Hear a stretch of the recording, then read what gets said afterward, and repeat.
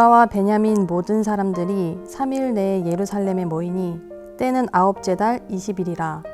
무리가 하나님의 성전 앞 광장에 앉아서 이 일과 큰 비 때문에 떨고 있더니 제사장 에스라가 일어나 그들에게 이르되 너희가 범죄하여 이방 여자를 아내로 삼아 이스라엘의 죄를 더하게 하였으니 이제 너희 조상들의 하나님 앞에서 죄를 자복하고 그의 뜻대로 행하여 그 지방 사람들과 이방 여인을 끊어버리라 하니 모든 회중이 큰 소리로 대답하여 이르되 당신의 말씀대로 우리가 마땅히 행할 것이니이다.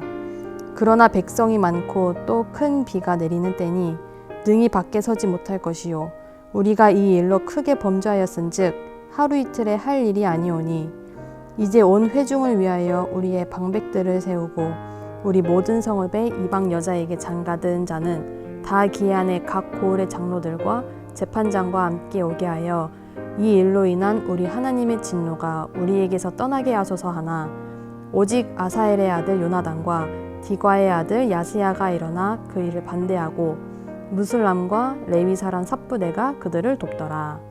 아멘. 샬롬. 오늘도 영혼의 양식을 채우러 나오신 성도님 한 분 한 분 축복합니다. 오늘 본문은 에스라서의 마지막 장면입니다.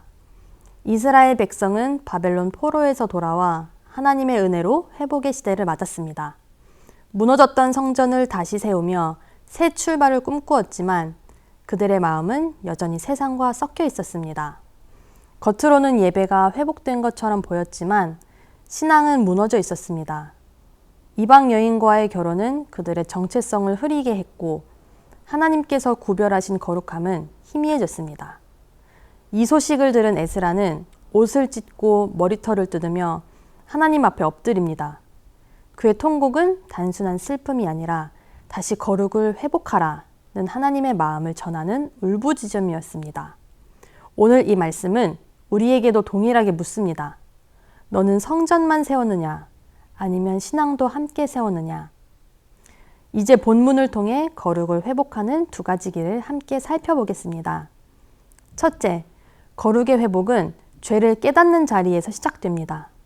본문 9절을 보면 온 백성이 성전 앞 광장에 모여 비를 맞으며 떨고 있습니다. 그 떨림은 단순히 추위 때문이 아니라 죄를 깨달은 영혼의 떨림이었습니다. 그들은 오랜 포로 생활을 끝내고 돌아왔지만 여전히 세상의 방식을 따라 살아왔음을 인정해야 했습니다. 에스라는 그들에게 외칩니다. 이제 너희 조상들의 하나님 앞에서 죄를 자복하고 그의 뜻대로 행하여 그 지방 사람들과 이방 여인을 끊어버리라. 이 외침은 꾸짖음이 아니라 회복으로의 초대였습니다. 거룩의 첫걸음은 죄를 인정하는 데서 시작됩니다.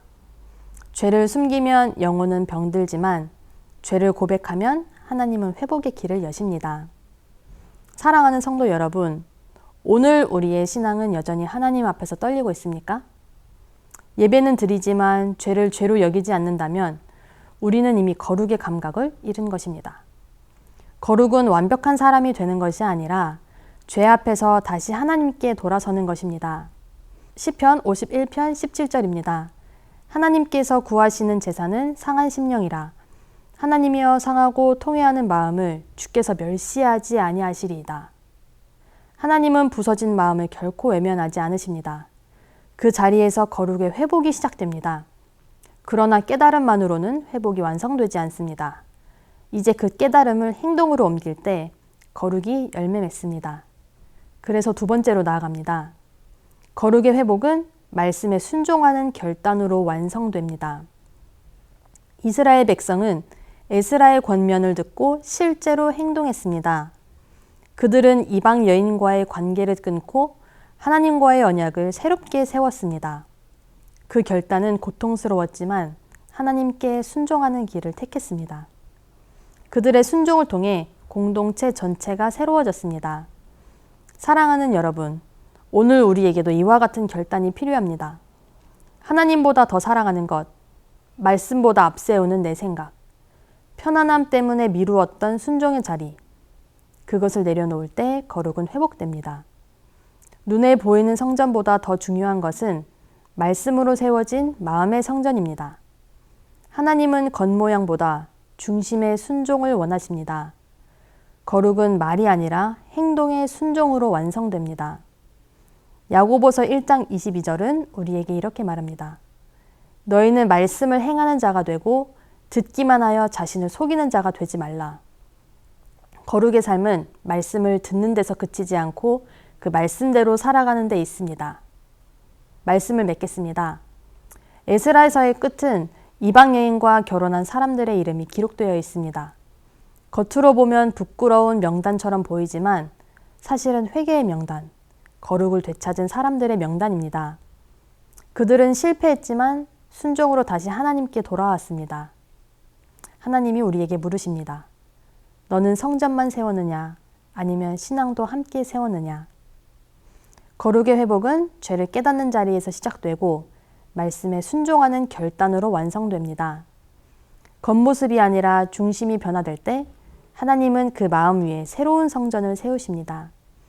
오늘 우리의 마음에 무너진 제단이 다시 세워지고 하나님의 불이 다시 임하기를 주님의 이름으로 축원합니다. 기도하겠습니다.